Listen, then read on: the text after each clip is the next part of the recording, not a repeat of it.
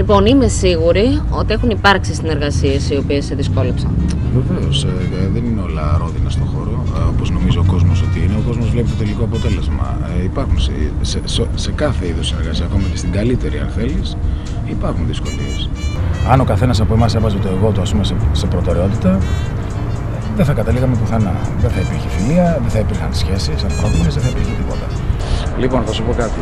Υπάρχουν άντρες οι οποίοι χρησιμοποιούν ωραία λόγια για να χαϊδεύσουν τα αυτιά σας, τα αυτιά των γυναικών, και επειδή εσείς θα έχετε ανάγκη να τα ακούσετε όλα αυτά, τα πιστεύετε και μετά κάνετε και τις επιλογές σας και τρώτε και τις φαλιάρες σας. Εγώ λοιπόν, έτσι μπράβο αγόρι μου, εγώ λοιπόν ανήκω στην κατηγορία των ανδρών που δεν λέω πολλά λόγια. Περισσότερο κάνω πράξεις.